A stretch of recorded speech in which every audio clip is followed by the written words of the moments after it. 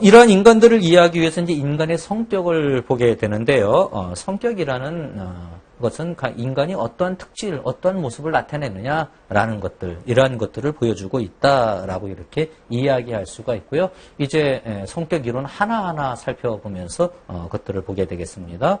이제 중요한 것은 이상행동을 이제 주로 보게 되어져. 인간을 볼 때 이상행동.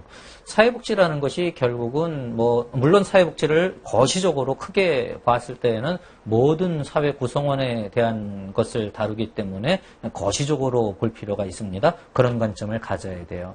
그럼에도 불구하고 일단은 문제가 있는 사람들에게 먼저 그들의 문제를 해결하거나 그들의 욕구를 해결해주는 충족해주는 이러한 것이 사회복지의 주요 과업이 된다라고 이렇게 이야기할 수 있지요. 그래서 결국은 사회복지에서 우리가 인간행동을 볼 때 결국은 뭘 보게 되는가 하면은 그 사람의 행동이 이상하냐 아니냐라는 이상행동을 중심으로 해서 보게 되어진다라고 이렇게 이야기해 볼 수가 있어요. 자, 그런데 어떤 사실은 정상적이냐 이상적이냐라고 보는 것 그렇게 추천할 만한 그런 방법은 아니에요. 그럼에도 불구하고 어떤 기준에 의해서 구별을 해낼 필요가 있기 때문에 여러 가지 이제 이상 행동을 어떻게 보느냐라는 이러한 관점들을 우리가 보게 되어지는데요. 거기에서 여러 가지 관점들이 있습니다. 먼저 normality as health라는 그러한 부분이 있어요.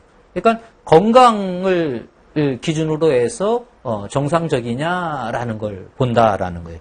건강을 기준으로 정상적이냐, 그러니까 건강하면 정상적이다. 건강하지 않으면 어떻다고 보는 거예요. 이상하다라고 이렇게 보는 게 이 건강을 중심으로 보는 정상성 이렇게 이야기해 볼 수가 있고요.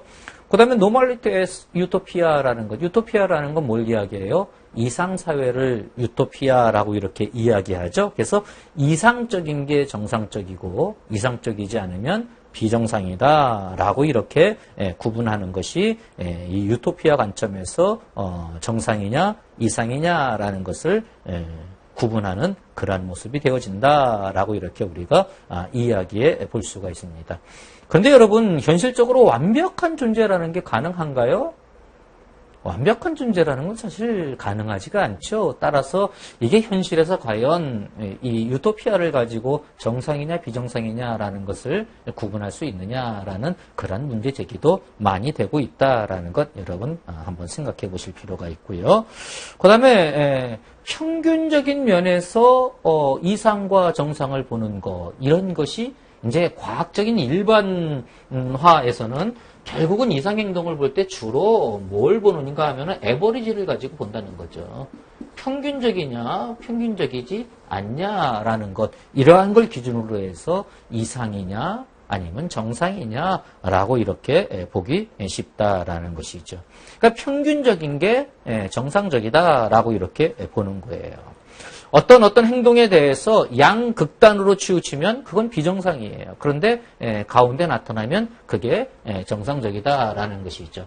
조사론 공부할 때 이제 우리가 이제 정규분포 곡선이라는 걸 공부하게 되어져요. 그러면 여기쯤에 있는 요쯤에 나타나는 사람들은 정상적인 것이지만 이 끝쪽으로 가는 사람들은 다르다라는 것이죠. 이렇게 보는 것이 이 평균적인 관점에서 이상적이냐라는 것을 구분해 보는 것이다라고 이렇게 이야기해 볼 수가 있겠습니다.